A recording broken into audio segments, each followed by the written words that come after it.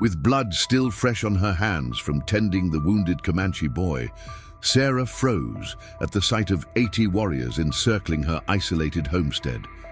Opening her door might mean death, but it could also be the beginning of an unexpected peace.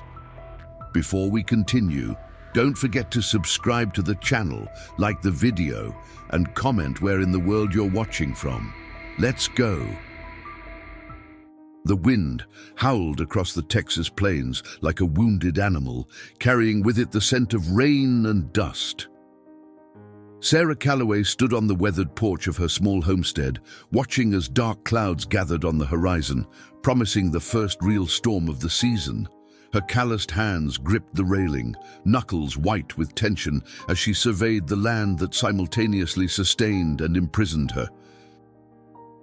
4 years had passed since the letter arrived, informing her that Thomas wouldn't be coming home from the war. 4 years of working this unforgiving land alone, of falling into bed with muscles screaming and rising before dawn to do it all again. 4 years of silence broken only by the occasional visit from the Millers, whose farm lay 5 miles to the east, or Reverend Parker, who made the journey from town every third Sunday to ensure her soul hadn't been claimed by loneliness. Might as well secure the animals, she muttered to herself, her voice sounding strange after days without use. The chickens were already tucked into their coop, but the 2 horses and milk cow would need extra protection from the coming tempest. As Sarah crossed the yard, her skirts whipping around her ankles, she caught sight of something unusual near the old oak that marked the eastern boundary of her property. A dark shape, too large for a coyote but too small for a lost cow, lay crumpled at the base of the tree. Lightning split the sky, illuminating the world in harsh white light, and Sarah's breath caught in her throat. Not something, someone. Her first instinct was to run inside, bar the door, and retrieve Thomas's rifle from above the mantel. These were dangerous times on the frontier. The peace treaties Governor Davis had negotiated with the Comanche were fragile at best, broken at worst. Just last month, the Wilkersons, placed 10 miles north, had been raided, their livestock taken and barn burned. But something made Sarah hesitate. Perhaps it was the smallness of the figure, or the way it lay so still against the gnarled roots of the oak. Before she could reconsider, fat raindrops began to fall, pelting the dry earth with increasing urgency. "Damn it all!" she cursed, gathering her skirts and running toward the oak tree. The figure didn't move as she approached, even when another flash of lightning revealed her shadow stretching before her. Sarah slowed her steps, caution tempering her concern. She was close enough now to see that it was a boy, no more than 14 by her estimation, wearing a breechcloth and leggings. His chest was bare, except for a leather pouch on a cord around his neck, and his black hair fell in a single braid down his back. Comanche. Sarah's heart hammered against her ribs.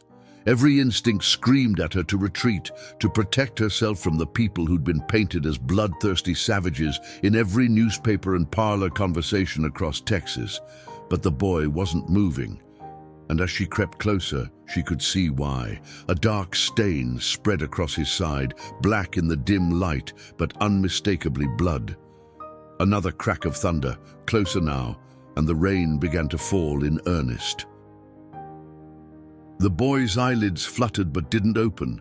Sarah knelt beside him, her hand hovering over his shoulder, uncertain. "Boy," she said, knowing he probably couldn't understand her words but hoping her tone might penetrate his unconsciousness. "Can you hear me?" No response. She touched his forehead and found it burning with fever despite the cool rain now soaking them both. The wound at his side was a bullet hole, she realized with a shock. Someone had shot this child and left him to die. Sarah looked back at her cabin, its windows glowing with the lamplight she'd left burning inside. It stood as a beacon of safety, of the life she'd struggled to maintain after losing everything that mattered. Taking in a wounded Comanche boy would be madness by any measure of frontier common sense.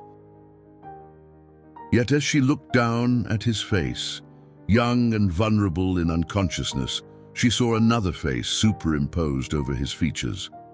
Her son, William, taken by fever when he was only 8. The same fever that had nearly claimed her as well, leaving her barren and hollowed when it finally released its grip. The rain was falling harder now, plastering her dress to her body and turning the ground to mud beneath her knees. Decision made. Sarah slipped her arms beneath the boy's shoulders and knees. He was lighter than she expected, his frame lean but solid with muscle. With a grunt, she lifted him, staggering slightly before finding her balance. "Lord help me," she whispered, though she wasn't sure if it was a prayer or a recognition of her own foolishness. The distance back to the cabin seemed to stretch endlessly, each step a battle against mud and rain and the burden in her arms. By the time Sarah reached the porch, her breath came in ragged gasps and her arms trembled with exertion. She couldn't bring him through the front door, not with the Miller boy set to deliver supplies in the morning. If anyone knew she was harboring a Comanche, even a child, the cellar. It was dry, at least, and could be accessed through the trapdoor in the kitchen floor, as well as from outside. She dug it herself the summer after Thomas died, determined to have a cool place to store preserves through the Texas heat. Sarah carried the boy around to the side of the cabin, where weathered wooden doors lay flat against the ground, secured with a simple iron latch. Lowering him gently to the relative shelter of the cabin's overhang, she fumbled with the latch, cursing as her cold fingers slipped on the wet metal. Finally, the doors swung open, revealing narrow steps descending into darkness. She retrieved the boy, his skin now slick with rain, and carefully maneuvered down the stairs. The cellar smelled of earth and apples, lined with shelves of preserves and root vegetables. A small table stood in the center where she sorted and prepared food for storage.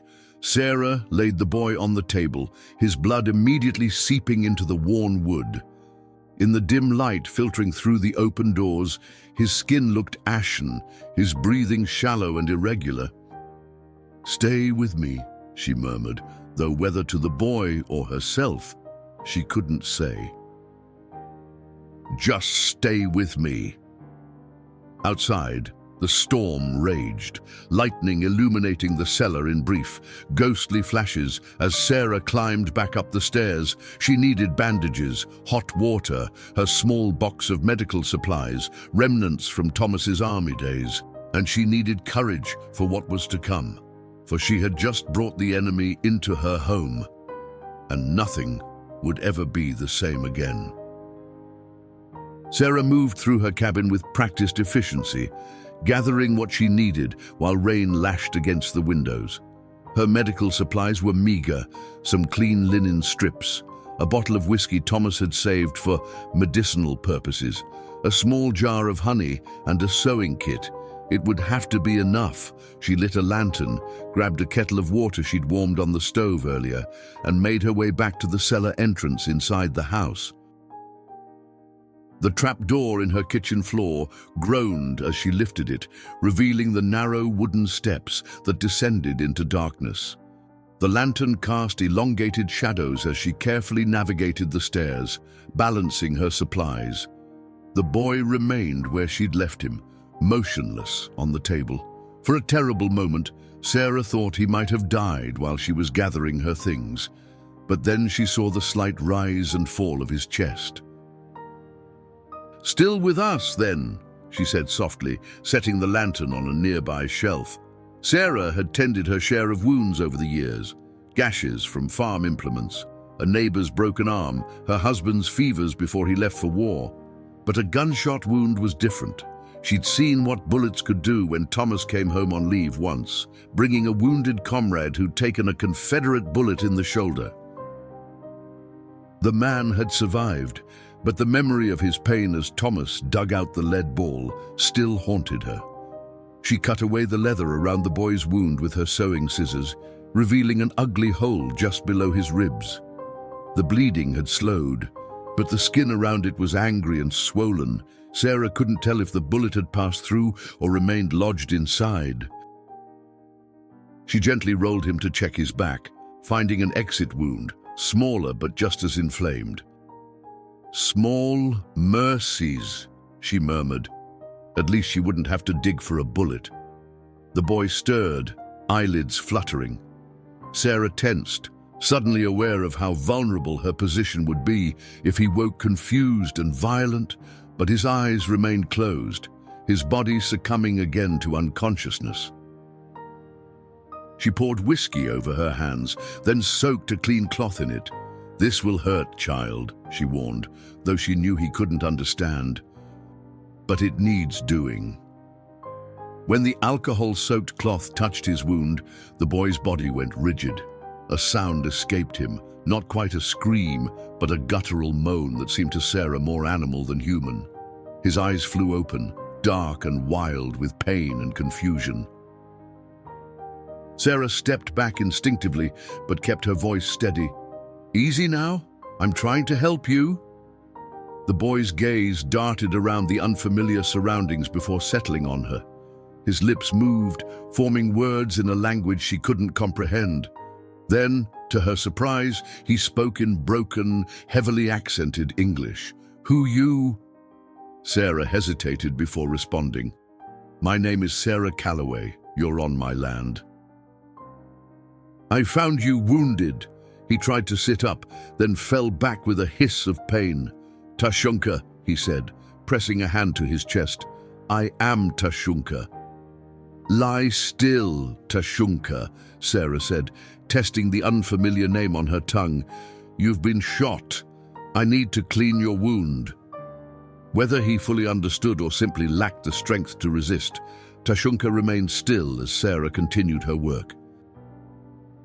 She cleaned both wounds thoroughly, applied honey to fight infection, an old remedy her grandmother had taught her, and bound his torso with strips of clean linen.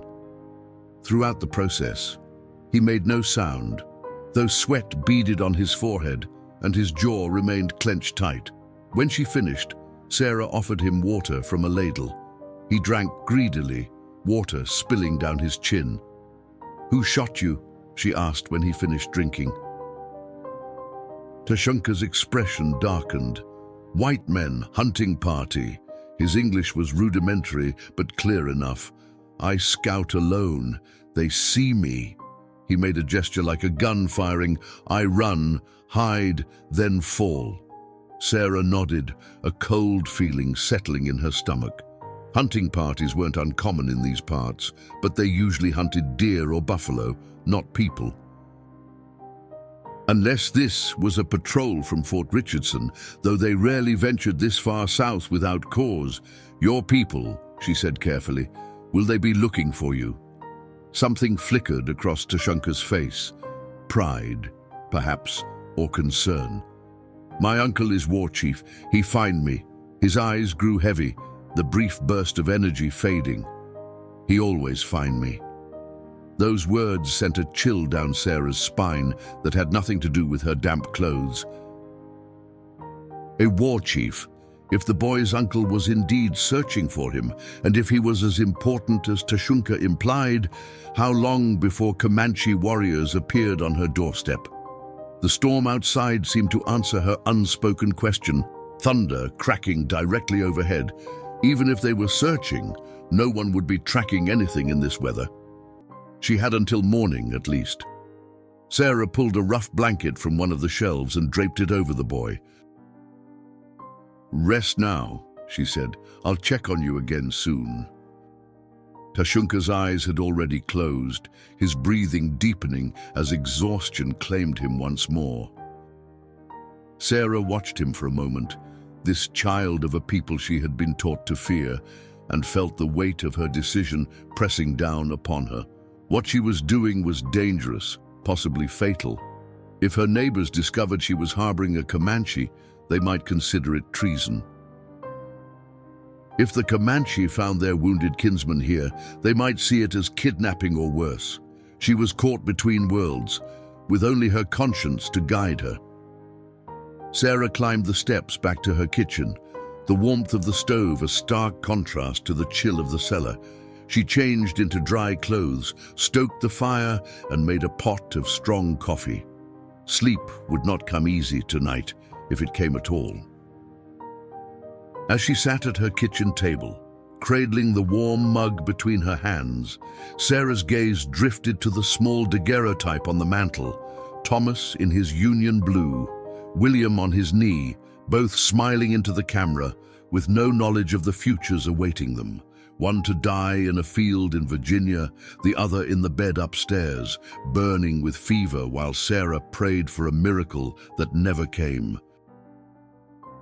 "What would you have me do, Thomas?" she whispered to the silent image.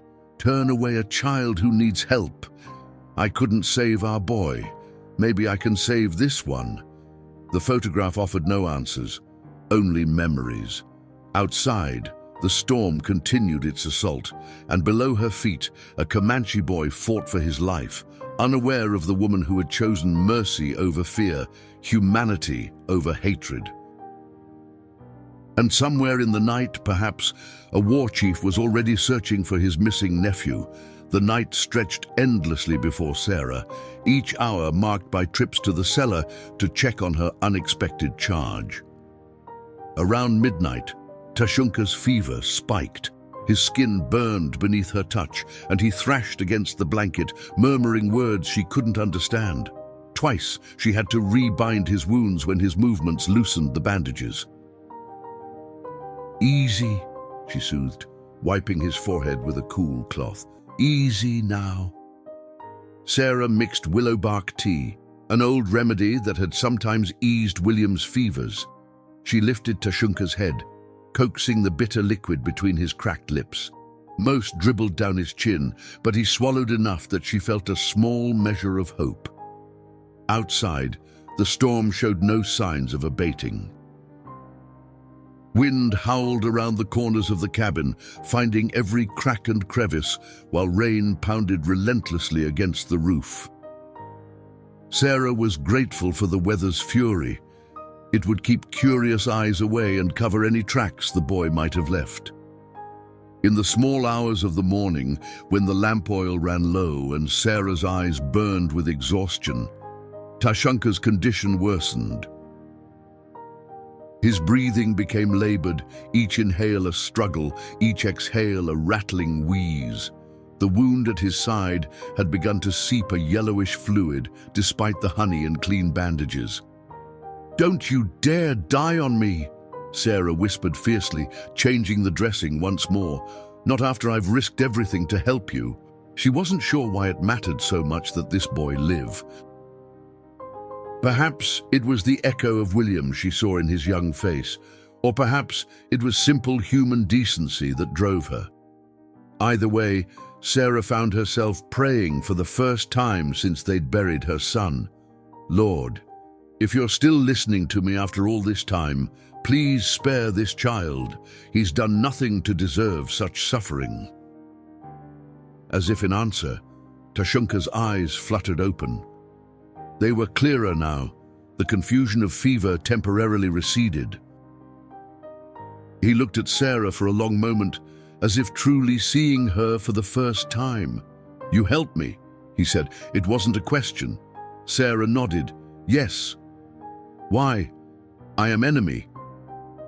The directness of his question caught her off guard. She could have offered platitudes about Christian charity or common humanity, but something in the boy's steady gaze demanded honesty. "I had a son once," she said finally. "He was younger than you when he died. I couldn't save him." She swallowed hard against the lump in her throat. "Maybe I'm trying to make up for that, or maybe I'm just tired of all the dying." Tashunka seemed to consider her words carefully before responding. "My mother died when I small. My father died in battle with white soldiers." He gestured toward his wound. "Now they try to kill me too." The simple statement, delivered without self-pity, struck Sarah deeply. How many orphans had this endless conflict created on both sides? How many mothers had buried sons? How many children had lost parents to violence born of fear and misunderstanding? "Not all white people want to kill you," she said softly. "Just as I suspect not all Comanche want to kill me." A ghost of a smile touched the boy's lips. "My uncle say, judge warrior by actions, not by color of skin."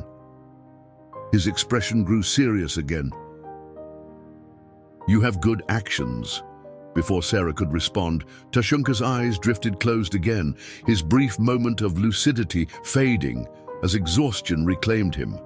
His breathing seemed easier now, though, and when Sarah checked his forehead, the burning heat had diminished slightly. She sat back on her heels, suddenly aware of the ache in her lower back and the stiffness in her knees from hours spent tending to the boy. Dawn couldn't be far off now.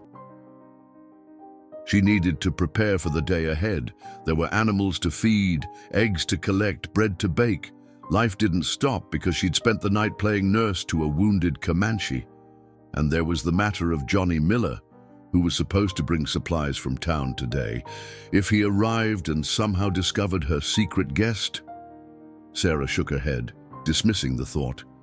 She would deal with that problem if it arose. For now, Tashunka seemed stable enough that she could leave him alone for a short while. She climbed the cellar steps, her body protesting each movement. In the kitchen, the fire had burned down to embers. Sarah added kindling and fresh logs, coaxing the flames back to life. Through the window, she could see that the rain had finally stopped, though dark clouds still hung low in the pre-dawn sky. After washing her face and hands in the basin, Sarah changed into a clean dress and pinned her hair into a simple bun. The familiar routine helped ground her, pushing back the strangeness of the night. She was just a widow, tending her farm, she told herself. Nothing unusual about that, except for the Comanche boy hidden in her cellar. Sarah had just put coffee on to boil when she heard it, a sound so faint she almost dismissed it as imagination. A horse's snort, quickly muffled. She froze, straining to hear over the crackling of the fire and the drip of water from the eaves. There it was again, closer this time. Not one horse, but several, moving with deliberate quietness.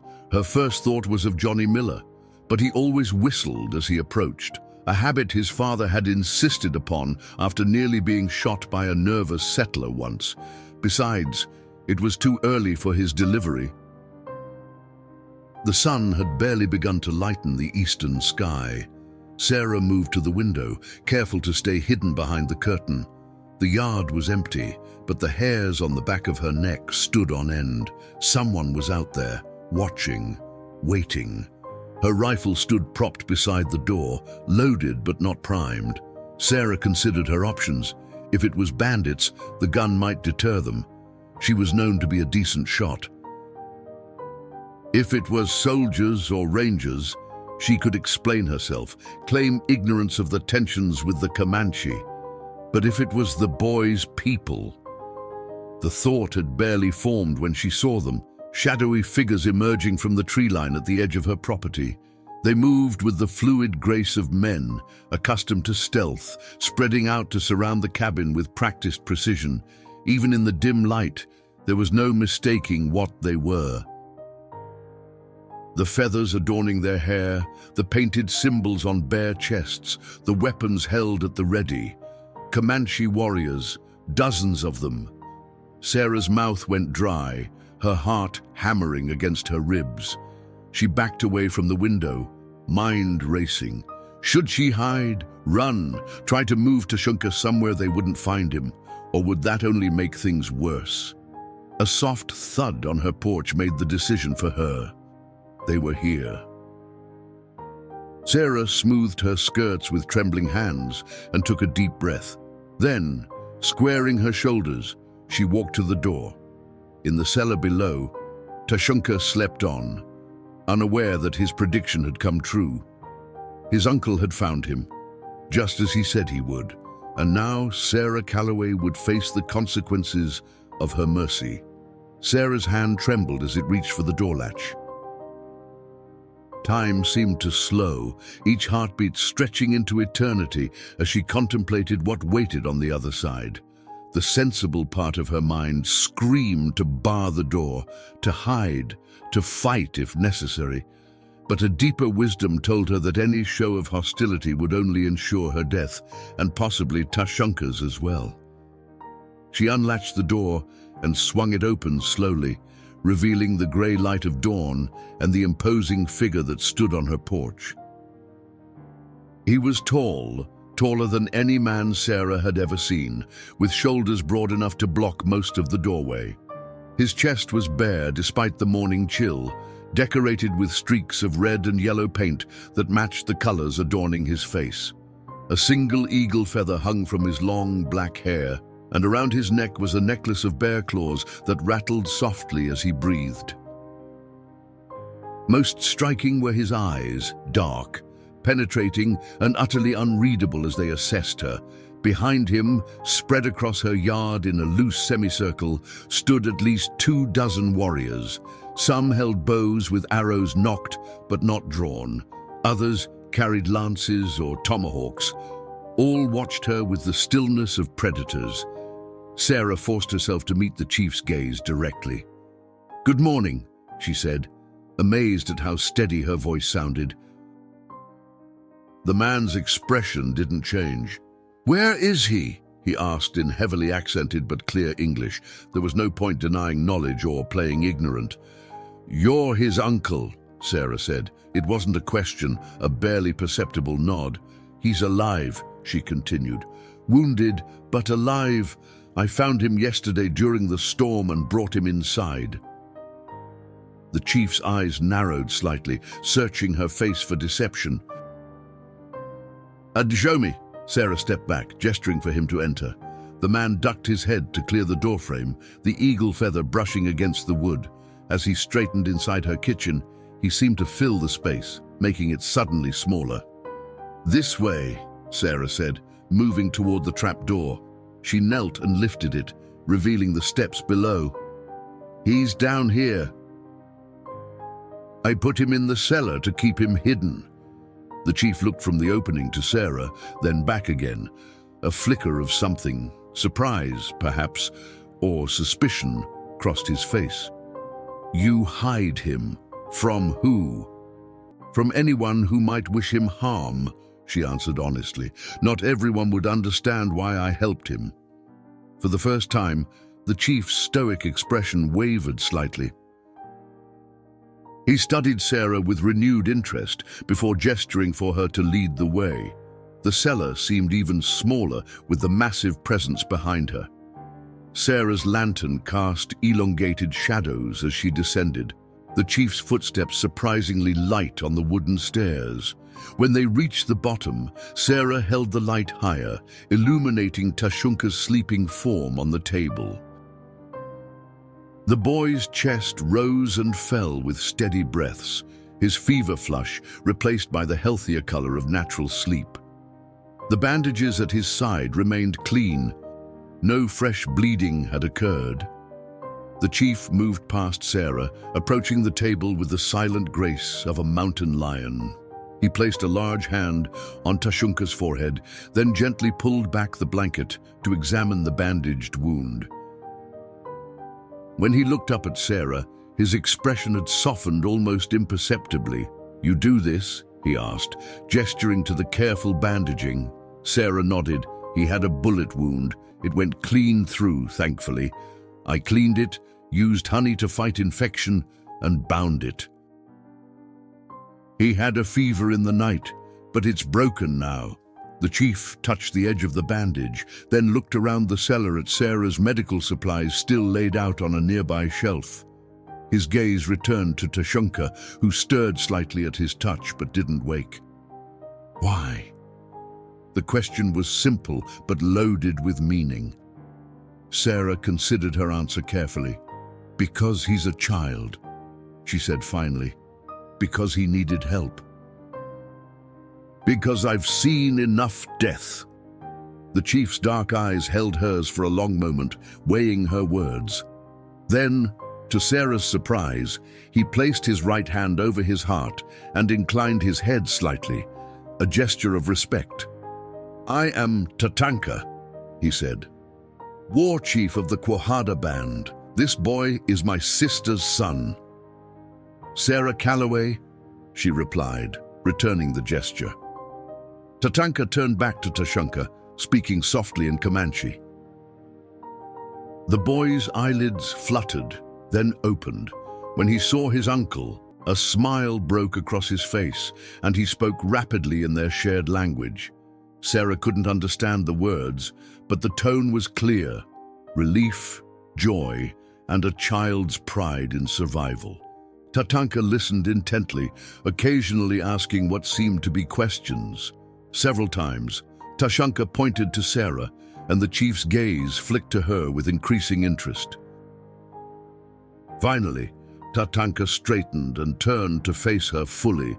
"My nephew says you saved his life, that you cared for him like a mother cares for a son." Sarah felt heat rise to her cheeks. "I did what anyone would do." "No," Tatanka said firmly, "not anyone. Most white settlers would have left him to die, or worse, finished what the hunters started." He placed a hand on Tashunka's shoulder. "He says you spoke of your own son, now gone to the spirit world." The mention of William sent a familiar pang through Sarah's heart.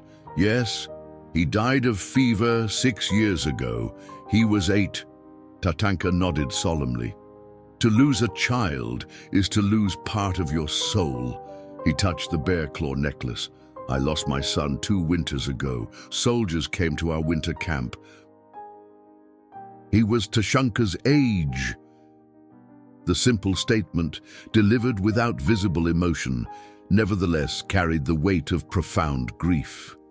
In that moment, Sarah saw past the war paint and fearsome appearance to the father beneath, a man who had suffered the same loss she had, a pain that transcended the boundaries between their peoples. "I'm sorry," she said, the words inadequate but sincere. Tatanka acknowledged her sympathy with a slight incline of his head. Then he turned back to Tashunka, speaking again in Comanche. The boy responded, his voice stronger now, gesturing to his side.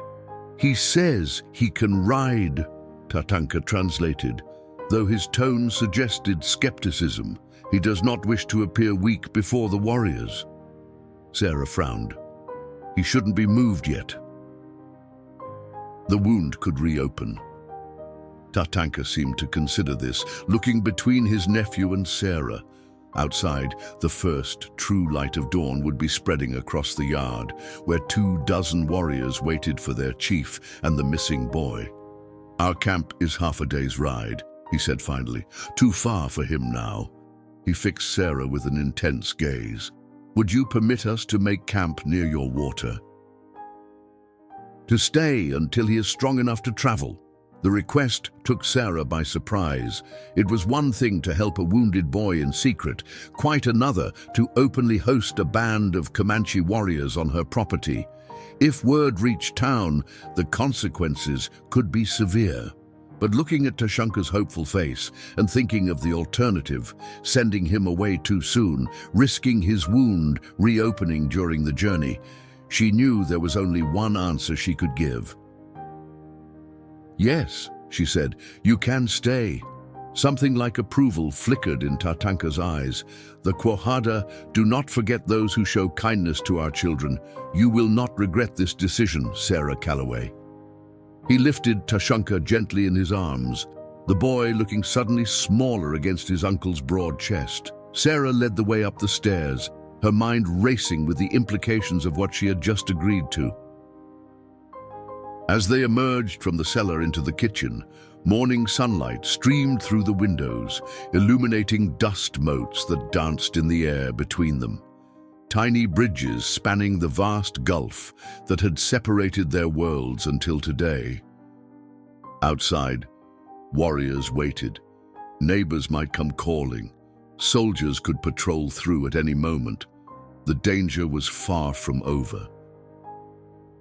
But as Sarah opened her door to the rising sun and the band of Comanche who would now be her guests, she felt something she hadn't experienced since before William's death, before Thomas marched off to war. Hope. By mid-morning, the Comanche had established a camp along the creek that cut through the eastern edge of Sarah's property. From her kitchen window, she watched as they erected hide tipis with practiced efficiency, the structures rising like strange flowers from the damp earth. Horses, at least 40 by her count, grazed in the meadow beyond, their coats gleaming in the strengthening sunlight. It was surreal to see the encampment take shape so quickly, to hear the murmur of Comanche voices carried on the breeze where before there had been only silence. Sarah found herself constantly glancing toward the road, dreading the moment when someone from town would pass by and see what, or rather who, she was harboring. Tatanka had carried Tashunka to one of the first teepees erected, the largest one adorned with painted symbols. A woman, perhaps a healer, had gone inside shortly after, carrying what looked like bundles of herbs. Sarah had not been invited to check on the boy, though she longed to know if he was improving. She busied herself with her morning chores, feeding the chickens and collecting eggs with mechanical movements while her mind churned with questions.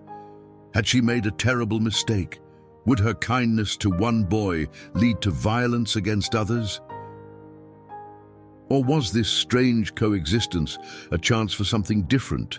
Something better than the cycle of fear and retribution that had defined relations between settlers and Comanche for decades. Sarah was so lost in thought that she nearly dropped her basket of eggs when a voice spoke behind her. "Your birds are fat, good for eating." She turned to find Tatanka standing at the edge of the chicken coop, watching her with those unfathomable dark eyes. Despite his size, he had approached without making a sound. "They're better for laying eggs," Sarah replied, trying to calm her racing heart. "But yes, they make a decent stew when they stop producing." Tatanka nodded, as if her answer confirmed something for him.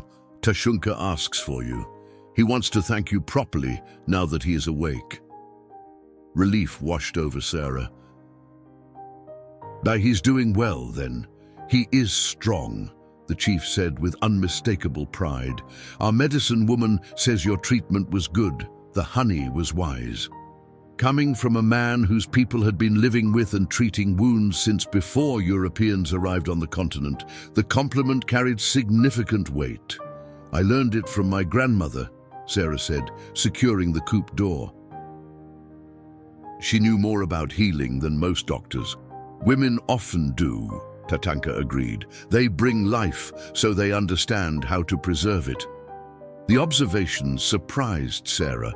It wasn't the sort of sentiment she expected from a war chief whose name stirred fear throughout the territory. As they walked toward the encampment, she found herself reassessing her assumptions about this man and his people. The Comanche warriors regarded her with expressions ranging from curiosity to outright suspicion as she passed. Some women paused in their work to stare, while children, Sarah hadn't realized there were children among the group, ducked behind their mothers, peering out with wide eyes at the white woman in their midst. At the entrance to Tatanka's teepee, the chief paused. "My people have not had good experiences with white settlers," he said bluntly. "It will take time for them to trust." "I understand," Sarah replied. "Trust must be earned on both sides." Tatanka studied her for a moment, then nodded and held open the teepee flap. Inside, the air was warm and fragrant with herbs burning in a small central fire. Tashunka lay on a pallet of soft furs, propped up slightly against rolled blankets. His face brightened when he saw Sarah, and he said something in Comanche that made an older woman seated nearby raise her eyebrows. "He says you look better in daylight," Tatanka translated, the faintest hint of amusement in his voice. "Last night he thought perhaps you were a spirit, Sarah smiled as she knelt beside the boy. "How are you feeling?" "Good," Tashunka said in English, then patted his side gently. "A deuce still hurts, but better." The older woman, the medicine woman, Sarah presumed, spoke rapidly to Tatanka, who nodded. "She says your treatment was correct," he told Sarah. "But the wound needs air now to finish healing. She has made a poultice of yarrow and sage to draw out any remaining poison." Sarah could see the edges of the poultice beneath fresh bandages around Tashunka's torso. "My grandmother used yarrow too," she said, earning a considering look from the medicine woman. Tashunka reached out suddenly, taking Sarah's hand in his. "Thank you," he said earnestly. "You saved my life."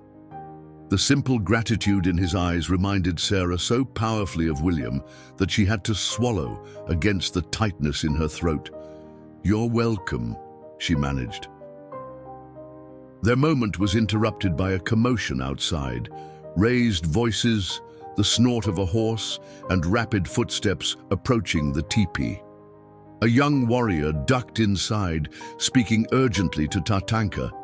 The chief's expression hardened as he listened. "A wagon comes," he told Sarah. "One man from the direction of your town." Johnny Miller. It had to be. Sarah had completely forgotten about the supply delivery. "He's bringing supplies from town," she explained quickly. "He comes every week. He's just a boy, 17 or so." Tatanka conferred briefly with the warrior, who left as quickly as he had come. "My men will stay hidden," the chief decided. "It is better if he does not see us. You will meet him alone." Sarah nodded, though uncertainty gnawed at her.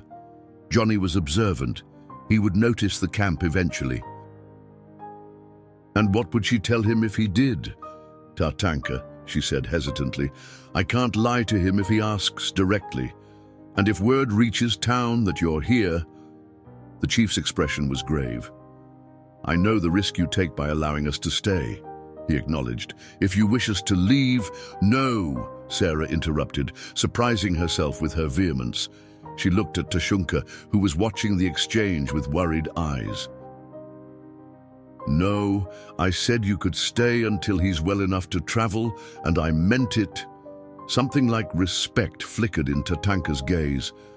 "Then we will help you keep your secret for as long as possible, but be prepared, Sarah Calloway. Secrets have a way of revealing themselves when least expected." With that cryptic warning, he held the teepee flap open for her. Outside, warriors were already melting into the trees and brush, teepees hastily covered with branches for camouflage. Sarah hurried back to her cabin, heart pounding. As she reached her porch, she saw the dust rising from the road, Johnny Miller's wagon approaching. Sarah smoothed her hair, brushed dirt from her skirt, and took a deep breath. The charade was about to begin. Johnny Miller's wagon rattled into the yard, pulled by an elderly mule that looked as though it had been making this same journey since before the war. Johnny himself, lanky, freckled, with a shock of straw-colored hair beneath his battered hat, raised a hand in greeting as he pulled the wagon to a stop. "Mornin', Ms. Calloway," he called cheerfully. "Got your supplies. Pa threw in some extra coffee beans on account of that jam you sent last month. Says it was the best he ever tasted." Sarah forced a smile, trying to appear normal despite the Comanche warriors hidden less than 200 yards away. "That's kind of him, Johnny. How are things in town?" "Oh, same as always," Johnny replied, jumping down from the wagon seat. "Reverend Spencer's still going on about the need for a proper church building. Doctor. Wilson's baby girl is cutting teeth and keeping the whole street awake at night, and Mr. Abernathy got himself elected mayor again." He grinned, revealing a missing tooth on the left side. Nobody else wanted the job. Sarah nodded, half listening as she helped unload sacks of flour, sugar, salt, and other necessities she couldn't produce herself. She kept glancing toward the creek, but there was no sign of the Comanche camp. They had concealed themselves well. "Say, Ms. Calloway," Johnny said as he handed her a small package of needles and thread. "You hear about the Comanche spotted near Fort Richardson? Captain Williams brought word to town yesterday." Sarah nearly dropped the package. "Comanche," she echoed, hoping her voice didn't betray her. "And day recently?" Johnny nodded eagerly, always happy to be the bearer of news. "Day before yesterday, a hunting party ran into them north of here. Said there was a skirmish of sorts." A skirmish. The word felt like a stone in Sarah's stomach. Was that when Tashanka had been shot? "Anyone hurt?" she asked carefully. "Old man Tucker took an arrow in the shoulder, but Doc says he'll live. They think they wounded one of the Indians, but couldn't be sure." Johnny leaned in conspiratorially. "Captain Williams says it might have been Chief Tatanka's band. You know, the one they call the Red Buffalo." Sarah's mouth went dry. "I've heard stories," she managed. "They say he's 7 feet tall and has killed 30 men with his own hands," Johnny continued, clearly relishing the tale. "They say he can track a man for 100 miles and never lose the trail." "I'm sure some of that is exaggerated," Sarah said, more sharply than she intended. Johnny looked surprised, then sheepish. "Yeah, probably. Still, Pa says we should all be extra careful, keep doors locked, that sort of thing." He glanced around the yard, as if suddenly aware of how isolated Sarah's homestead was. "You want me to stay a while? Help with any chores that need doing." The offer was kind, but the last thing Sarah needed was Johnny Miller discovering her secret. "That's thoughtful, but I'm managing fine. You should get back before your father worries." Johnny looked slightly disappointed, but nodded. "If you're sure." "Oh, almost forgot." He reached into his pocket and pulled out a folded newspaper. "Latest from Dallas. Thought you might like to catch up on the goings-on." Sarah accepted the paper with genuine gratitude. News was scarce out here, and she treasured the occasional newspaper Johnny brought. "Thank you. Tell your father I appreciate the coffee." As Johnny climbed back onto the wagon seat, he hesitated. "Ms. Calloway, you'd tell me if you needed help with anything, wouldn't you? Pa says we should look out for each other out here." The earnestness in his young face made Sarah's deception feel even heavier. "Of course I would, Johnny." He seemed satisfied with that and clicked to the mule. The wagon began its slow journey back toward town, leaving a cloud of dust in its wake. Sarah watched until it disappeared around the bend, then sagged against the porch railing, tension draining from her shoulders. The encounter had gone better than she'd feared, but Johnny's news was troubling. If Captain Williams and his men were already tracking Tatanka's band, how long before they thought to check her property? A movement at the edge of the trees caught her eye. Tatanka emerged, his expression grim. Behind him, warriors began to reappear, stripping the camouflage from their teepees. "You heard?" Sarah asked as the chief approached. Tatanka nodded. My men were close enough. This Captain Williams, you know him?" "Only by reputation," Sarah admitted. "He's stationed at Fort Richardson, about 30 miles north. They say he's determined to clear all Comanche from the territory."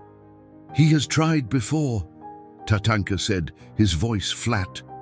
"We are still here." An uncomfortable silence fell between them. Sarah was acutely aware that until yesterday, she and Tatanka would have been enemies. That in many ways, they still were, divided by history, culture, and the relentless push of white settlement that had displaced his people from their ancestral lands. "The boy who spoke of the skirmish," Tatanka said finally, "is he trustworthy?" Sarah considered the question. "Johnny is honest to a fault, but he's young and eager to please." If someone asked him directly if he'd seen anything unusual here, he would tell them, Tatanka finished for her. Yes, I believe he would. The chief's expression remained impassive, but Sarah could sense the calculations happening behind those dark eyes, weighing risks, considering options, planning for his people's safety. "We should leave tonight," he said at last. "It is not safe for you if we stay. But Tashunka, we'll travel in a travois, we will go slowly." Sarah knew he was right. The longer the Comanche remained, the greater the chance of discovery, and the greater the danger to everyone involved. Yet the thought of Tashunka being moved so soon, of these people disappearing back into the wilderness without knowing if the boy would fully recover, filled her with unexpected sadness. "At least wait until evening," she suggested. "Give him one more day of rest. I have medicine that might help with the pain during travel." Tatanka studied her, as if trying to understand her continued concern for his nephew. "You have already done more than most would," he said quietly. "It's not enough," Sarah replied, surprising herself with the admission. "Not after all the harm that's been done." The chief's expression softened slightly. "One person cannot heal wounds made over generations." "No," Sarah agreed, "but we can try not to make them deeper." Tatanka inclined his head, acknowledging her words. "Until evening, then, I will send Nashota to help you prepare the medicine." He gestured toward the older woman Sarah had seen in the teepee, the medicine woman who had treated Tashunka. As Tatanka walked back toward the camp, Sarah gathered up her supplies and headed inside.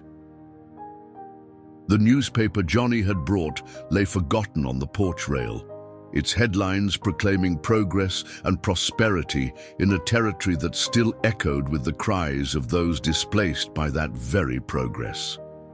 Inside the cabin, Sarah set about organizing her own medicinal herbs and supplies. Her grandmother had taught her which plants healed, which eased pain, which brought sleep. It was knowledge passed down through generations of women, much like Nashota's knowledge had been passed to her.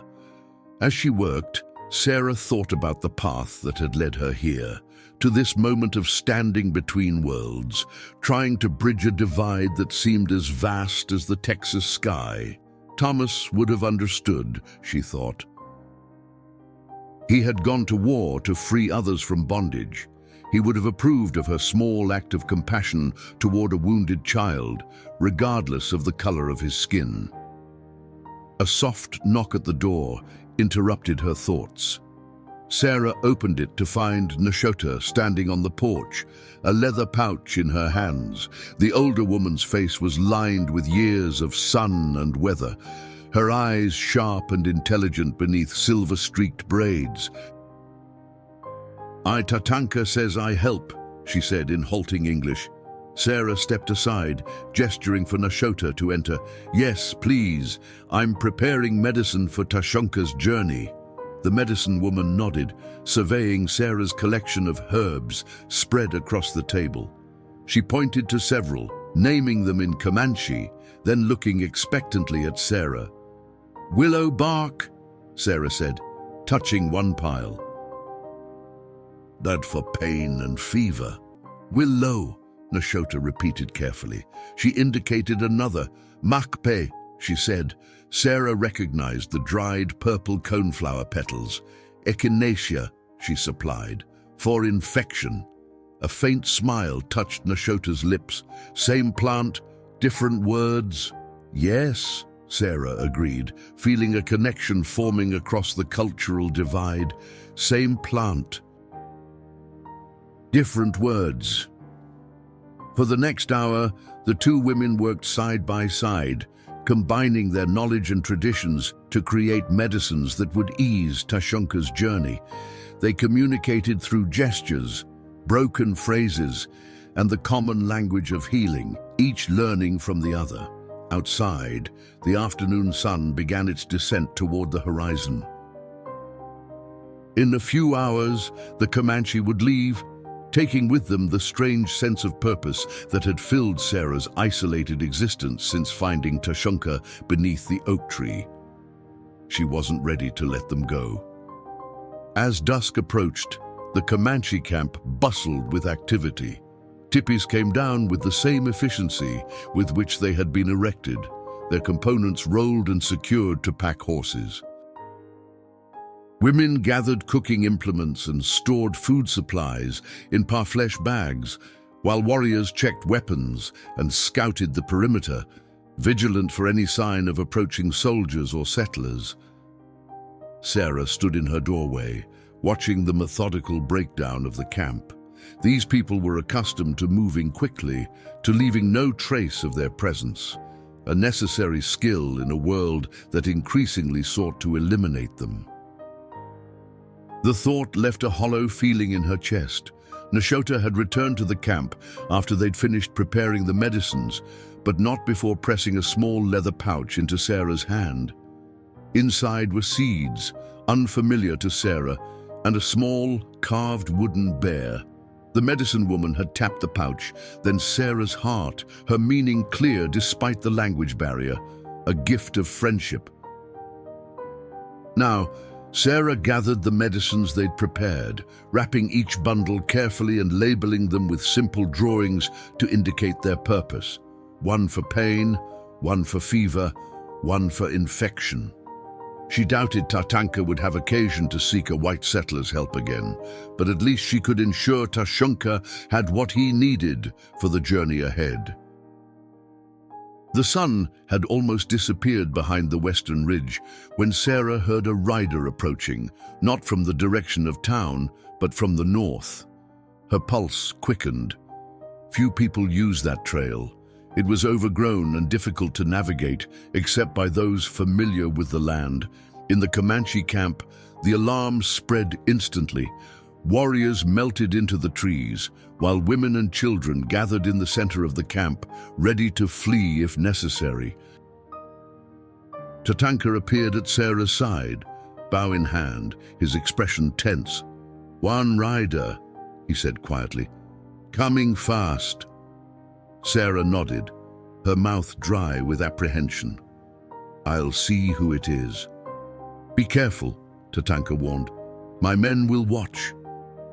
Sarah walked to the edge of her yard, straining to see through the gathering darkness. The sound of hoofbeats grew louder, and then a horse and rider burst from the tree line, a lathered black stallion carrying a man in a battered cavalry uniform, Lieutenant James Forrester. Sarah's heart sank. Of all the people who might have discovered the Comanche presence on her property, Forrester was among the worst. A career soldier with a reputation for ruthlessness toward native tribes, he had made no secret of his belief that the only solution to the Indian problem was complete subjugation or elimination. He reined his horse to a stop when he saw Sarah, his face flushed from hard riding. "Mrs. Calloway," he called, touching the brim of his hat, "riding patrol. Thought I'd check on you being out here alone and all." Sarah forced herself to appear calm, though her hands trembled slightly. "That's considerate, Lieutenant, but I'm fine. Just finishing up chores before nightfall." Forrester dismounted, his eyes scanning the property with professional assessment. "Captain Williams has us checking all the outlying homesteads." Comanche war party spotted in the area. He loosened his saddle girth to give his horse relief. "Mind if I water him at your trough?"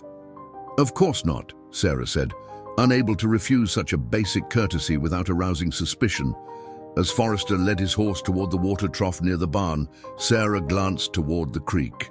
In the deepening twilight, the Comanche camp was barely visible, but to a trained military eye. Forrester's head snapped up, his hand moving to the revolver at his hip. "Mrs. Calloway," he said slowly, "is there someone at your creek?" Sarah's mind raced. Deny it. Try to distract him, or tell a version of the truth that might prevent bloodshed. "Yes," she admitted, choosing her words carefully. "Some travelers asked permission to camp there briefly. They'll be moving on tonight." Forrester's eyes narrowed. "What kind of travelers?" Before Sarah could answer, a twig snapped behind them. The lieutenant whirled, drawing his revolver with practiced speed, only to find himself staring at Tatanka, who had emerged from the shadows like a spirit made flesh. "Comanche," Forrester breathed, his finger tightening on the trigger. "Lieutenant, no!" Sarah moved between them, her heart pounding so hard she could barely hear her own voice. "Please." "They mean no harm." Forrester's face contorted with anger and disbelief. "Are you mad, woman? That's Tatanka himself, the Red Buffalo. He's killed dozens of white settlers." "And how many of his people have been killed by whites?" Sarah countered, desperation making her bold. "Please, Lieutenant, there are women and children in that camp. They're leaving peacefully tonight." Tatanka remained perfectly still, his eyes never leaving Forrester's. He had left his bow behind, approaching unarmed, a deliberate choice that Sarah recognized as both a gesture of peace and tremendous personal risk. "Step aside, Mrs. Calloway," Forrester ordered. "This man is an enemy of the United States government." "I cannot do that," Sarah said, her voice steadier than she felt. "There's been too much bloodshed already." Forrester's expression hardened. "You're harboring hostiles." "That's treason. It's humanity," Sarah corrected quietly. "His nephew was wounded. I helped him. They've done nothing to harm me or my property." "His nephew?" Forrester's eyes widened with sudden understanding. "The one that got away from Tucker's hunting party. They weren't hunting game, were they? They were hunting people." Sarah said nothing, but her silence was confirmation enough. For a long, tense moment, no one moved. Sarah could feel Tatanka behind her, a solid presence radiating controlled power. Before them, Forrester's hand remained steady on his revolver, his face a battlefield of conflicting thoughts. "Lieutenant," Sarah said softly, "you have a choice right now. You can be the man who started a war, or the man who allowed peace a chance to grow." Forrester's jaw worked as he considered her words. "They can't stay here," he said finally.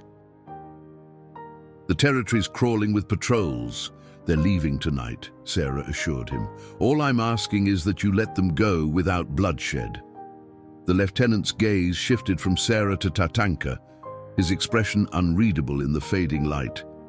"And if I do, what's to stop them from raiding the next homestead they come across?" Tatanka spoke then, his deep voice startling in the silence that had fallen. "The woman who saved my sister's son will not be forgotten," he said in careful English. "This land," he gestured to Sarah's property, "will be known to my people as a place of peace." Forrester looked skeptical, but something in Tatanka's steadfast gaze seemed to reach him. Slowly, reluctantly, he lowered his revolver, though he didn't holster it. "I should report this," he said to Sarah. "Yes," she acknowledged. "You should." The admission seemed to surprise him. "But you hope I won't." "I hope you'll consider the consequences," Sarah clarified. "For everyone."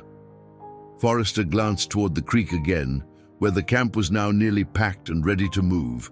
In the twilight, he could make out the silhouettes of women and children, the distinctive profiles of warriors standing guard. Not the faceless enemy he'd been trained to fight, but people, families, preparing for a journey into an increasingly hostile land.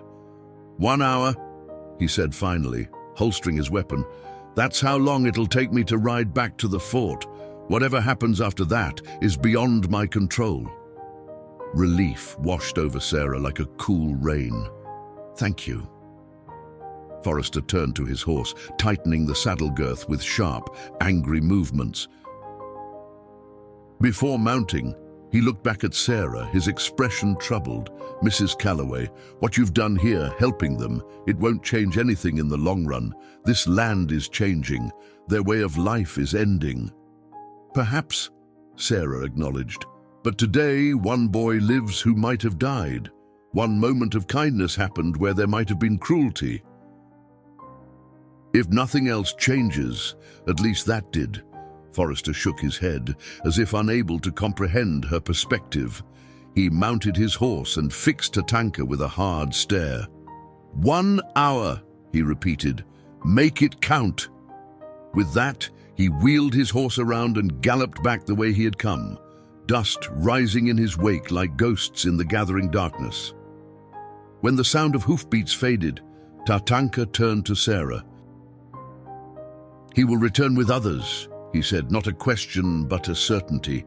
Yes, Sarah agreed, though whether he waits the full hour depends on the kind of man he truly is. Tatanka nodded, his expression grave but not fearful. We will be gone before they come, but first he gestured for Sarah to follow him. Tashunka wishes to say goodbye. As they walked toward the camp, Sarah was struck by how quickly it had been dismantled. Where teepees had stood that morning, only circular impressions remained in the grass. Pack horses stood ready, loaded with the band's possessions. Women carried small children, while older ones helped secure the last of the supplies. In the center of the activity, a travois had been attached to a gentle-looking mare. Tashunka lay upon it, propped up with blankets and furs. When he saw Sarah approaching, his face brightened with a smile that transcended language and culture. Sarah, he called, using her first name with the casual confidence of youth. I go now. She knelt beside the travois, noting with approval how well it had been constructed to minimize jostling. Yes, you must go, but you take a piece of my heart with you, Tashunka. The boy's eyes widened at her words, then crinkled with pleasure. He reached beneath his blanket and withdrew something, a necklace made of small carved wooden beads strung on a leather cord. At its center hung a polished stone in the shape of a teardrop. For you, he said, pressing it into her hand.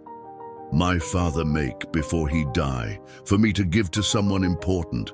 He struggled for the English words. Someone who saves me. Sarah's throat tightened with emotion. Tashunka, I can't take this. It was your father's that he want you to have, the boy insisted. I know. Unable to refuse such a heartfelt gift, Sarah bowed her head, allowing Tashunka to place the necklace around her neck. The stone felt warm against her skin, as if still carrying the memory of the hands that had carved it. I will treasure it always, she promised. Around them, the camp had fallen silent, every Comanche watching this exchange between the white woman and the chief's nephew. Sarah felt the weight of their gazes, not hostile, but evaluating, as if her acceptance of Tashunka's gift was a test of sorts. Tatanka broke the silence. It is time, he said. We must reach the high country before dawn. Sarah nodded, rising to her feet. She handed Tatanka the bundle of medicines she had prepared. Instructions are drawn on each package, she explained. This one for pain, this for fever, this for keeping the wound clean. The chief accepted the bundle with formal gravity. The Quahada will remember Sarah Calloway, he said. Your name will be spoken in our camps with honor. It was perhaps the highest compliment he could offer, and Sarah received it with equal solemnity. Safe journey, Tatanka.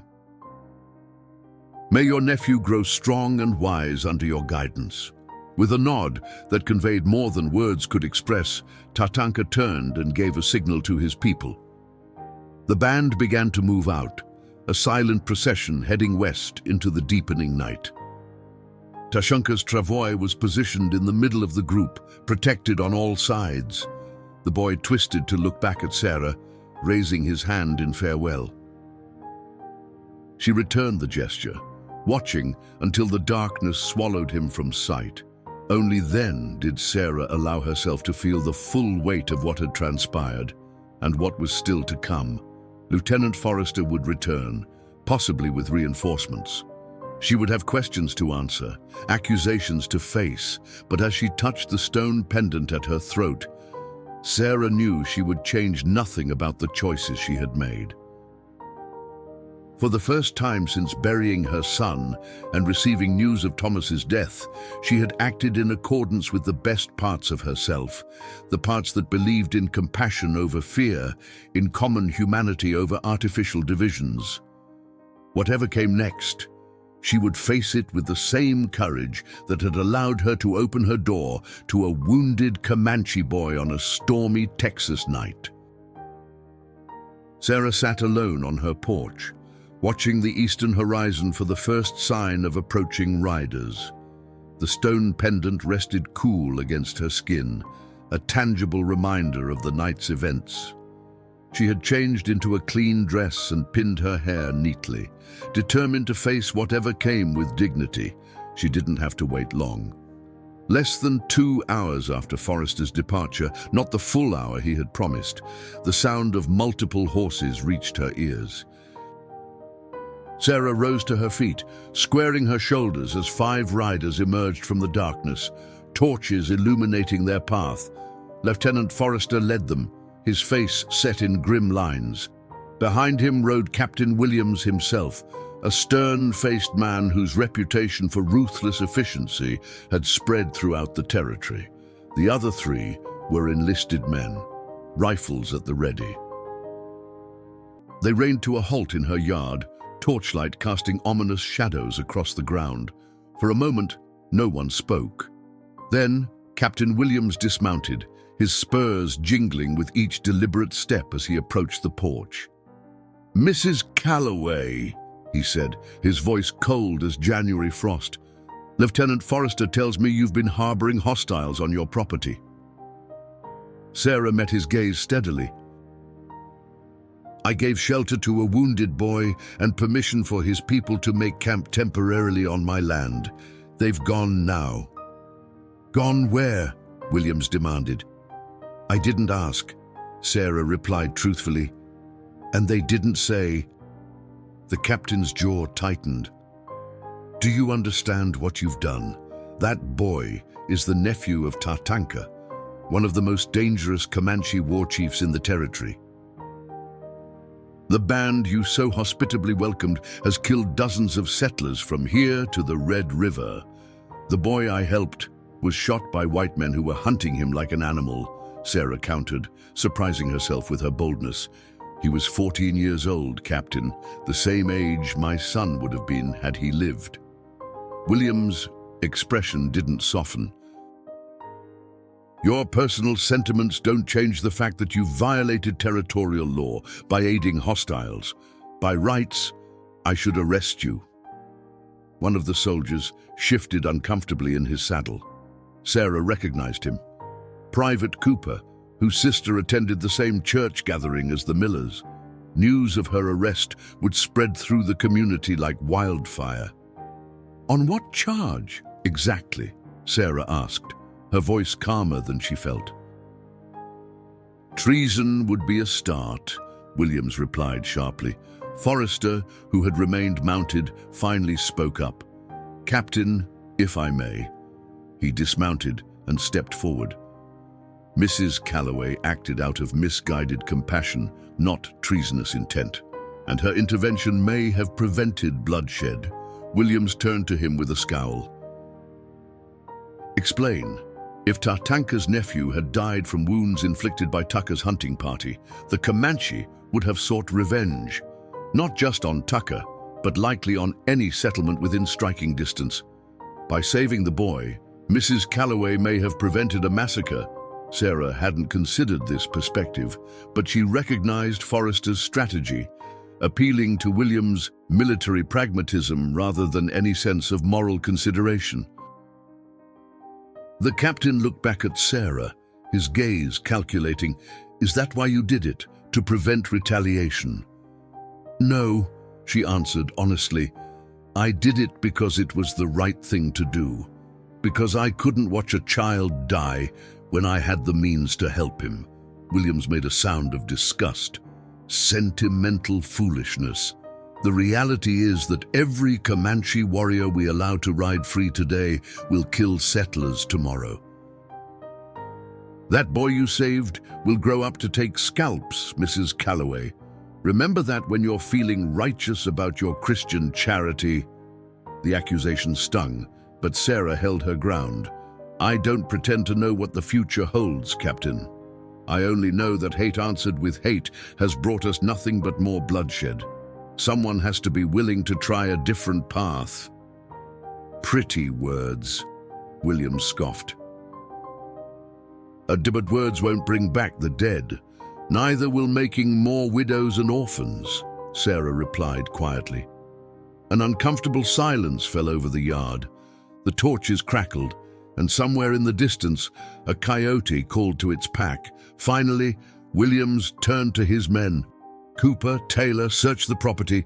I want to know exactly where they camped, how many there were, and which direction they headed." He looked back at Sarah. "The rest of us will need to come inside, Mrs. Calloway. I have questions that require answers." It wasn't a request. Sarah stepped aside, allowing Williams, Forrester, and the third soldier into her home. She felt their presence as a violation, these armed men tracking mud onto her clean floor, disrupting the simple peace she had worked so hard to maintain. William seated himself at her kitchen table without invitation, placing his hat beside him. Forrester remained standing, as did the soldier, who positioned himself near the door as if expecting Sarah to make a run for it.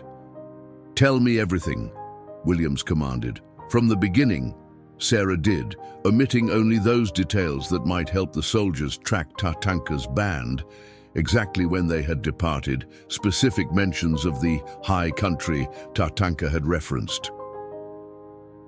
She described finding Tashunka, treating his wounds, and the arrival of the Comanche at dawn. She spoke of Tatanka's decision to leave once Forrester had discovered their presence. Williams listened without interruption, his face revealing nothing. When she finished, he leaned forward, eyes narrowed. "And at no point did they threaten you, force you to help them?" "No," Sarah said firmly. "And they were respectful of my property and grateful for my assistance." Williams exchanged glances with Forrester, clearly skeptical. "Mrs. Calloway, are you aware that just last month, a family near the Brazos was found slaughtered, all 5 of them, including a baby, after offering food to what they thought was a peaceful group of Comanche?"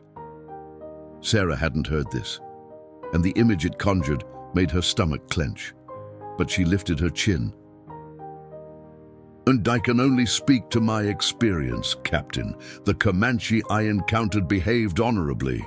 This time," Williams emphasized, "you got lucky, nothing more." Outside, Cooper and Taylor returned from their search. Williams excused himself to speak with them on the porch, leaving Sarah alone with Forrester and the door guard. After a moment of awkward silence, Forrester stepped closer. "You should know," he said in a low voice, "that Williams lost his wife and daughter to a Comanche raid 6 years ago. It's personal for him." The information cast the captain's harshness in a new light. "I'm sorry for his loss," Sarah said sincerely, "but it doesn't change what's right." Forrester looked as though he wanted to say more, but Williams re-entered, his expression thunderous. "My men found evidence of at least 20 Comanche, possibly more, multiple cooking fires, travois tracks." He fixed Sarah with an accusatory stare. "You neglected to mention the size of the band." "You didn't ask," Sarah replied, knowing the response was dangerous but unable to stop herself. William's face darkened. "This isn't a game, Mrs. Calloway. Lives are at stake." "I'm well aware of that, Captain. It's why I chose to help rather than harm." Before Williams could retort, hoofbeats sounded outside, a single rider approaching at speed. The door guard tensed, hand moving to his pistol, but Forrester waved him down after glancing out the window. "It's Reverend Spencer," he reported. Sarah's heart sank. News traveled fast, even at night. If the Reverend was here, the entire town would know by morning. The door opened without a knock, admitting a thin man in a black coat, his face flushed with exertion and what looked like righteous indignation. Reverend Elijah Spencer had been ministering to the scattered homesteads in the area for nearly a decade, bringing what he called civilizing influences to the frontier. "Captain Williams," he greeted, removing his hat. "I came as soon as I heard, is it true, about Mrs. Callaway harboring savages?" Williams nodded grimly. "I'm afraid so, Reverend." Spencer turned to Sarah, disappointment etched in every line of his face. "Mrs. Callaway, how could you? After all the church has done to support you since your husband's passing, the donations, the prayer circles, the regular visits to ensure your spiritual well-being, and this is how you repay that Christian charity. By consorting with heathens." The injustice of his accusation made Sarah's temper flare. "I believe, Reverend, that it was Christ himself who said, 'Whatsoever you do unto the least of these, you do unto me.' I gave aid to a wounded child. Would you have preferred I let him die at my doorstep?" Spencer's face reddened further. "Do not presume to quote scripture to justify fraternizing with the enemy.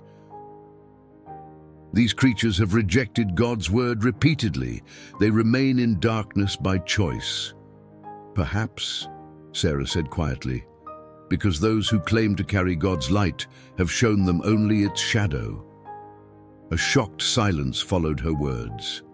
The Reverend looked as though she had slapped him, while William's expression was one of grim satisfaction, as if her response had confirmed his worst suspicions about her character. "And Captain," Spencer said finally, "surely this warrants action. If Mrs. Callaway is sympathetic to the Comanche, who knows what information she might have passed to them? Maps, patrol schedules, the location of vulnerable homesteads." "I did nothing of the sort," Sarah protested. Williams held up a hand, silencing her. "Reverend, I share your concerns. However, without concrete evidence of treasonous activity, my hands are somewhat tied." He turned to Sarah, his gaze cold. "But make no mistake, Mrs. Callaway. From this moment forward, you are under suspicion. There will be regular patrols past your property. Any further contact with Comanche or other hostile tribes will result in immediate arrest and trial. And the church must consider its position as well," Spencer added. "I cannot in good conscience continue to shepherd someone who has strayed so far from the flock." The implicit threat was clear.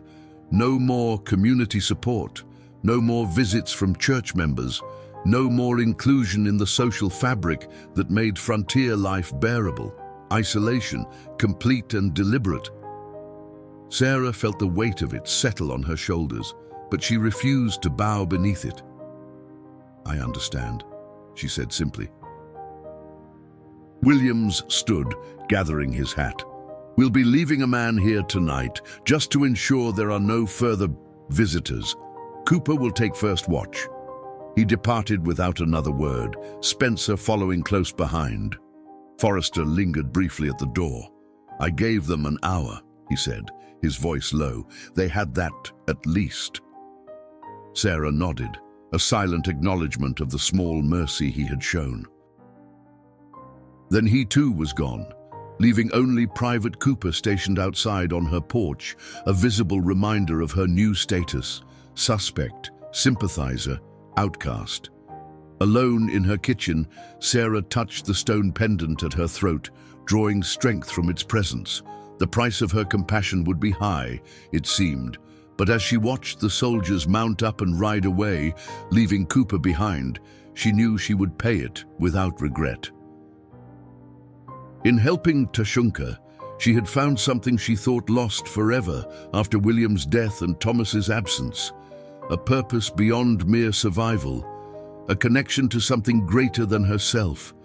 If isolation was the cost of that rediscovery, then so be it. Sarah extinguished the lamps and went to bed, though sleep would be long in coming. Outside, Cooper maintained his vigilant watch, while miles away, a band of Comanche moved through the night toward the high country, carrying with them the story of a white woman who had chosen mercy over hatred, humanity over fear.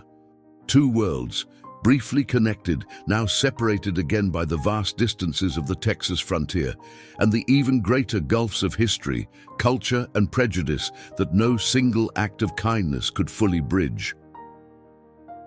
3 weeks passed, each day marked by the same oppressive silence. The soldiers had withdrawn after that first night, apparently satisfied that Sarah posed no immediate threat to frontier security. But their departure only emphasized the vacuum that had formed around her homestead. Johnny Miller no longer came with supplies. The first week after the incident, Sarah had waited for his wagon on delivery day, rehearsing explanations and defenses. But noon came and went with no sign of the familiar mule and cart. By evening, she understood. The Millers had cut ties. She rode to town herself the following week, necessity forcing her hand when flour and salt ran low. The experience confirmed her worst fears. Conversations halted when she entered the general store. Women she had known for years, had quilted with, had exchanged recipes and remedies with, suddenly found pressing business elsewhere when she approached. Mr. Abernathy, the newly re-elected mayor, made a show of crossing to the other side of the street rather than pass her on the boardwalk. Only Dr. Wilson treated her with something approaching normalcy, nodding politely when their paths crossed. "Mrs. Calloway," he'd said, tipping his hat. Not friendly exactly, but not hostile either. A small mercy in a sea of cold shoulders. Sarah endured it with outward composure, completing her purchases with quiet dignity before riding home, the weight of community judgment heavier than the supplies in her saddlebags. She told herself it didn't matter, that she had lived in isolation before and could do so again. But the lie rang hollow in the emptiness of her cabin. The Sabbath brought fresh pain. Sarah had always attended services in town, drawing comfort from the familiar hymns and the sense of belonging that came with worshipping alongside neighbors. Now, as she sat alone on her porch with her mother's Bible open on her lap, the distant church bell seemed to toll not just for worship, but for the community connections she had lost. Yet for all the hardship of those weeks, Sarah found herself standing straighter, speaking her mind more freely on her infrequent trips to town. Having risked everything for what she believed was right, smaller fears no longer held power over her. She began riding to the creek daily, to the spot where Tatanka's band had camped, touching the pendant around her neck and wondering where they were, whether Tashunka's wound had healed cleanly. It was during one such reflective moment, nearly a month after the Comanche had departed, that Sarah noticed something unusual. A small bundle placed on a flat rock near the water's edge, wrapped in deerskin and secured with sinew. She approached cautiously, scanning the tree line for movement, but saw nothing. The bundle contained dried meat, a small pouch of what appeared to be medicinal herbs, and an intricately woven grass bracelet sized for a slender wrist. No note accompanied these items. None was needed. The message was clear: you are not forgotten. Sarah slipped the bracelet onto her wrist alongside her mother's silver bangle. The contrast between the two ornaments, a fitting symbol of the worlds that now intersected in her life. She left the meat and herbs where they were, an acknowledgement and a reply. "I understand. I am watching. I remember." When she returned the next day, the bundle was gone. The heat of summer settled over the land, turning the creek sluggish and the air thick with humidity. Sarah worked from dawn to dusk, losing herself in physical labor, mending fences, tending her garden, preserving vegetables for the coming winter. Alone in her isolation, she found a rhythm to her days, a purpose in simple survival. On the hottest day in July, Sarah was startled by the sound of a wagon approaching, the first visitor in over a month. She set down her hoe and shaded her eyes, watching as the vehicle came into view. It wasn't Johnny Miller's familiar conveyance, but a larger farm wagon driven by a woman Sarah recognized with surprise, Elizabeth Wilson, the doctor's wife, Mrs. Calloway, Elizabeth called as she pulled the team to a halt. "I hope I'm not intruding." Sarah approached the wagon, bewildered by this unexpected visit. "Not at all, Mrs. Wilson. This is a surprise." Elizabeth was perhaps 10 years younger than Sarah, a plump, pleasant-faced woman known for her practicality. She handed Sarah a cloth-covered basket. "I've brought some things: flour, coffee, preserves, and the latest newspapers from Dallas. I thought you might be missing news from beyond our little corner of the world." Sarah accepted the basket, throat tight with unexpected emotion. "That's very kind of you. But won't this cause trouble for you and the doctor?" Elizabeth's mouth set in a firm line. "My husband treats all who need healing, regardless of their standing in the community. He believes that's what the Almighty requires of him." I happen to agree. She hesitated, then added, "Not everyone in town shares Reverend Spencer's view of your actions, Mrs. Calloway. Some of us think what you did was brave." Sarah blinked in surprise. Thank you. Would you like to come in for some tea?" "I'd be delighted," Elizabeth replied, climbing down from the wagon seat with practiced ease. Inside the cabin, as they sat at Sarah's kitchen table with steaming cups before them, Elizabeth revealed the true purpose of her visit. "There's been news," she said, stirring honey into her tea. A trading post near the Red River was having trouble with raids, horses stolen, supplies taken. The owner was at his wit's end, ready to call in the rangers. Then about 3 weeks ago, it stopped. Not only that, but he found 3 of his missing horses returned, tied up outside his store one morning. Sarah kept her expression neutral, though her pulse quickened. "That's unusual." "More than unusual," Elizabeth agreed. "Unheard of. And there's more. The Johnsons, you remember them, they have that place about 30 miles west. They found a Comanche boy at their well last week. No older than 10, half-starved and clearly lost. Instead of shooting on sight as Jacob Johnson might have done 6 months ago, they fed him and helped him find his way back to his people." She leaned forward. "They said they'd heard about what happened here.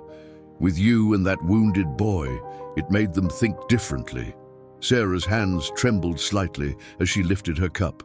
"One act of kindness doesn't change generations of conflict." "No," Elizabeth conceded, "but it can be a beginning, Doctor." Wilson says change always starts small. A different choice here, a moment of understanding there, like ripples in a pond. They talked for another hour, Elizabeth sharing town gossip and news from the wider world. When she finally rose to leave, she pressed Sarah's hand warmly. "I'll come again next week, if that's agreeable. Perhaps we could start a small lending library between us. I have several novels I think you might enjoy." Sarah walked her to the wagon, this unexpected ally in a time of isolation. "Mrs. Wilson, Elizabeth, may I ask why you've really come? You're risking your own standing by associating with me." Elizabeth adjusted her bonnet, considering the question. "When I was a girl in Missouri, my family helped runaway slaves heading north. Not many, just 3 over the years. But I remember my father saying something I've never forgotten. There are times when the law of man and the law of God diverge. In those moments, we must choose the higher law, whatever the cost. She smiled gently at Sarah. You chose the higher law, Mrs. Calloway. I'm simply honoring that choice. After Elizabeth's departure, Sarah sat on her porch until sunset, watching the horizon where the land stretched endlessly toward the west. Somewhere out there, Tatanka's band moved through their traditional hunting grounds. Somewhere, Tashunka was growing stronger, perhaps telling the story of the white woman who had helped him when he was wounded and alone. And here, against all odds, the ripples of that encounter were spreading outward, touching lives in ways Sarah could never have anticipated. The following week brought another surprise visitor, Johnny Miller, looking uncomfortable but determined as he pulled his wagon into her yard. "Pa doesn't know I'm here," he blurted before Sarah could speak. "He forbade us from delivering to you anymore. Said you were touched in the head for helping Indians." He scuffed his boot in the dirt, "But it didn't sit right with me, leaving you out here with no supplies. So I brought what I could." Sarah helped him unload flour, sugar, coffee, and ammunition for her rifle. "You're taking a risk, Johnny." The boy shrugged, a half-smile lifting one corner of his mouth. "Maybe you're not the only one who can do what's right instead of what's easy." As summer yielded to early autumn, these small acts of rebellion against the community's judgment multiplied. Dr. Wilson began stopping by regularly, just to check on her health. The blacksmith's wife left preserves on her porch. A young couple new to the area sought her advice on crop rotation, apparently unaware or unconcerned about her outcast status. None of these gestures erased the pain of isolation or the sideways glances she still received in town. Reverend Spencer continued to preach against the dangers of Indian sympathizers, though he no longer mentioned Sarah by name. Captain Williams and his men still rode past her property with suspicious frequency, but something had shifted. A conversation had begun, quiet, hesitant but persistent, about whether the endless cycle of violence between settlers and native tribes was truly the only path forward. In late September, Sarah returned from town to find Lieutenant Forrester waiting on her porch. Her heart stuttered with alarm. Had something happened? Was she to be arrested after all? Forrester rose as she approached, removing his hat. "Mrs. Calloway, I apologize for arriving unannounced." "What brings you here, Lieutenant?" Sarah asked, dismounting and tying her horse to the rail. "Oh, the information I thought you should have." He glanced around, as if ensuring they were alone. "There was an incident at Fort Sill last week. A group of Comanche came in under a white flag to discuss terms for limited hunting rights on their ancestral grounds." Sarah waited, sensing there was more to the story. The leader of the delegation was Tatanka. Forrester watched her face carefully. He brought his nephew with him. The boy seemed fully recovered. Relief flooded Sarah so intensely that she had to steady herself against the porch railing. "Thank you for telling me," she managed. Forrester nodded. "There's more. During the talks, Tatanka did something unprecedented. He declared your homestead and the surrounding 5 miles to be neutral territory. Land where neither Comanche nor soldiers would bring violence." A faint smile touched the lieutenant's lips.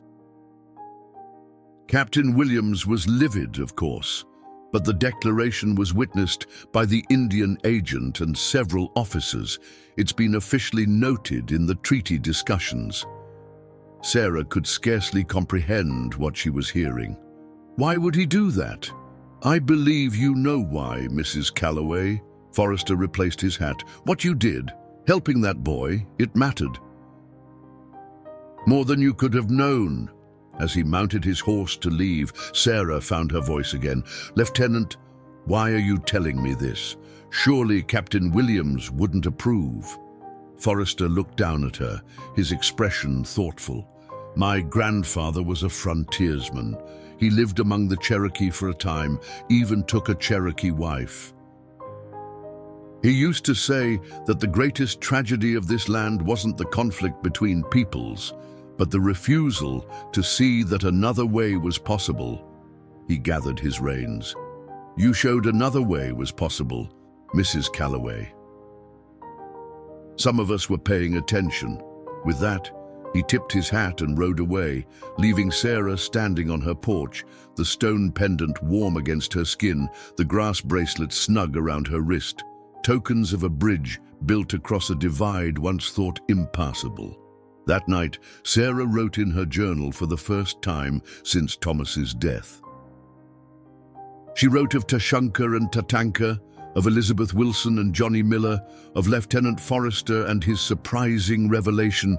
She wrote of a homestead declared neutral ground and the small, stubborn hope that had taken root in her heart.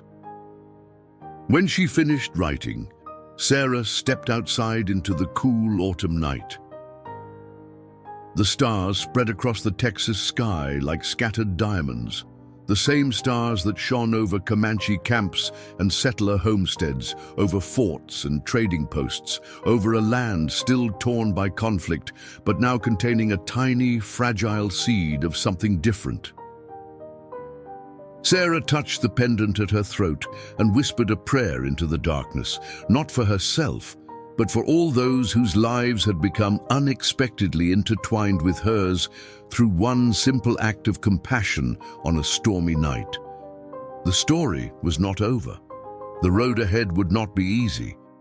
But for the first time in years, Sarah Calloway looked to the future with something more than resignation. She looked to it with hope. Spring came early the following year, painting the Texas plains with wildflowers and fresh green growth.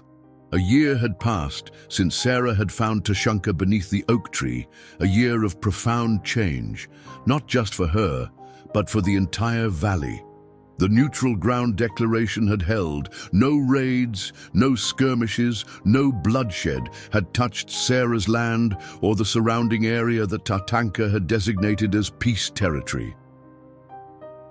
Word had spread through military channels and trading posts, reaching both settlers and native tribes throughout the region. Some dismissed it as foolishness that wouldn't last. Others watched with cautious curiosity. A few dared to hope it might be the beginning of something sustainable. Sarah's homestead had gradually transformed from a place of isolation to something unexpected, a tentative meeting ground.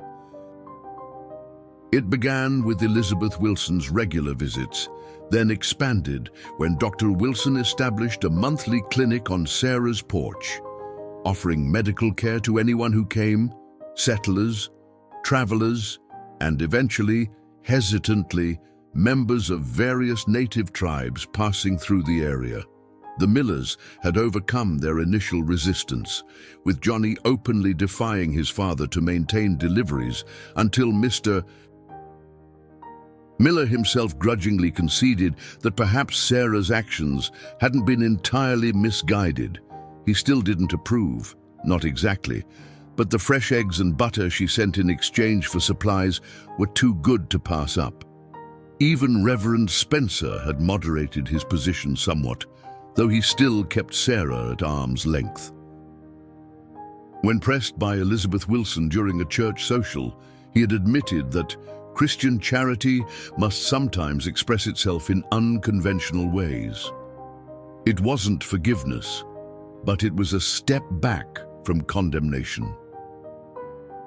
Captain Williams remained implacably opposed to what he called coddling hostiles, but his influence had waned after a new commander at Fort Richardson had endorsed the neutral territory experiment as a practical approach to reducing conflicts without additional military expenditure. Lieutenant Forrester had been promoted and assigned to oversee patrols in the area, ensuring the neutral zone was respected by all parties. Sarah herself had changed most of all. The widow, who had once merely survived from day to day, now lived with purpose and connection. She had expanded her garden, planting medicinal herbs alongside vegetables under Nashota's long-distance guidance, conveyed through occasional bundles left at the creek. She had learned to prepare remedies that combined her grandmother's knowledge with Comanche healing traditions. Her cabin had been enlarged with the help of neighbors, adding a room that served as both dispensary and classroom, where Sarah taught local children and any interested adults about plants, healing, and the history of the land as told from multiple perspectives. Johnny Miller had proven an eager student, soaking up knowledge about traditional remedies and native plants with surprising enthusiasm. On this particular spring morning, Sarah was kneeling in her herb garden, transplanting seedlings into neat rows, when she heard hoofbeats approaching from the west, not the direction of town, but from the open country beyond. She straightened, shading her eyes against the morning sun. 3 riders appeared on the ridge, silhouetted against the sky. They remained there for a long moment, as if assessing the homestead below, before beginning their descent towards Sarah's cabin. As they drew closer, Sarah's heart quickened with recognition. The lead rider was unmistakable. Tatanka, his bearing regal even without the war paint and feathers he had worn during their first encounter. Beside him rode a woman Sarah didn't recognize, her long hair in twin braids adorned with beads that caught the sunlight. The third rider, slightly behind the others, was Tashunka. He had grown in the year since she'd seen him, his frame filling out with the lean muscle of youth transitioning to manhood. His face had matured as well, losing some of its childish roundness, though his eyes remained the same, bright with intelligence and curiosity. Sarah removed her gardening gloves and walked to the edge of her yard, waiting as the riders approached. She touched the stone pendant that still hung around her neck, a habit she had developed over the months when facing moments of significance. Tatanka reined his horse to a stop a respectful distance away. "Sarah Calloway," he greeted, his deep voice carrying across the space between them. "Tatanka," she replied, inclining her head in the gesture of respect she had learned from him. "You are welcome here." The chief dismounted with fluid grace, then helped the woman down from her horse. Tashunka slid from his mount unaided, his movements betraying no sign of the wound that had once threatened his life. "This is Ninimbe," Tatanka said, introducing the woman, "my sister, Tashunka's mother." Sarah's surprise must have shown on her face, for Tatanka added, "I told you his mother had died when he was small." This was what we believed. She was taken by Osage raiders many years ago. We thought her lost to us forever. "But I live," Ninimbe said in halting English, "many years with Osage, then with white missionaries. Now I return to my son." The wonder of this reunion left Sarah momentarily speechless. Tashunka stepped forward, his expression solemn but his eyes warm. "We come to thank you," he said, his English much improved since their last meeting. "And to share news." Sarah gestured toward her cabin. "Please come inside, I'll make coffee." The 3 Comanche exchanged glances, then nodded. This simple acceptance of hospitality, entering a white settler's home, sharing food and drink, was itself a remarkable thing, a crossing of boundaries that would have been unthinkable a year earlier. Inside, as Sarah prepared coffee in her kitchen, she was acutely aware of her guests taking in their surroundings. Ninimbe examined the dried herbs hanging from the rafters with knowing eyes, while Tashunka studied the books on Sarah's shelves with undisguised curiosity. Tatanka's gaze fell on the photograph of Thomas and William on the mantel. "Your husband and son," he said.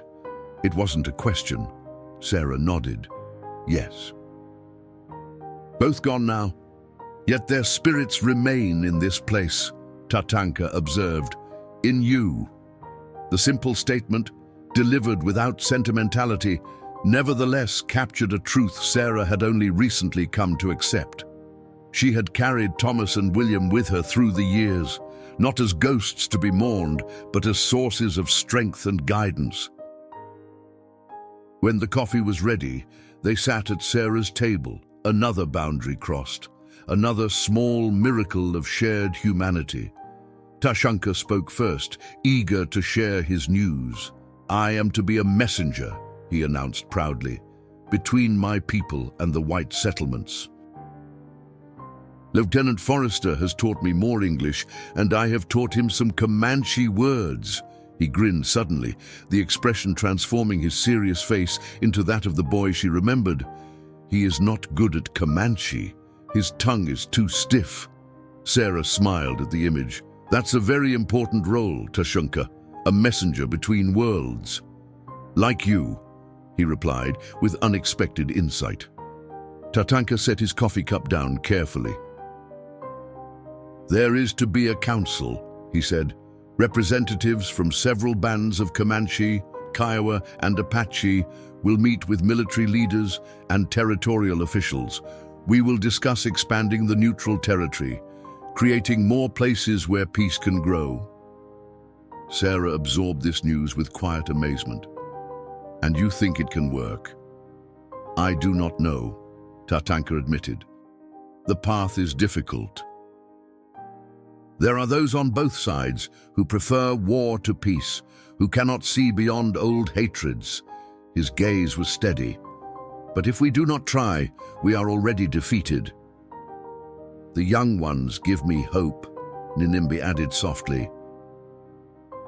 "They learn each other's ways more easily than the elders." Sarah thought of Johnny Miller, of the children who came to her for lessons, of Tashanka himself, all young people who might grow up with different perspectives than their parents had held. "We wish you to attend the council," Tatanka continued, "as one who stands between worlds, one who has shown that another way is possible." The invitation took Sarah by surprise. "I'm honored," she said carefully, "but I'm not sure what I could contribute to such important discussions." "You saved my life," Tashunka said simply. "When others would have let me die because of who I am, your voice should be heard." Ninimbe reached across the table, touching Sarah's hand. "My son lives because of you. My family is whole again because of you. This gives you the right to speak."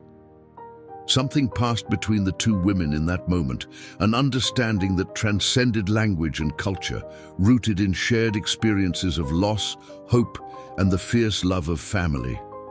"When is this council to be held?" Sarah asked.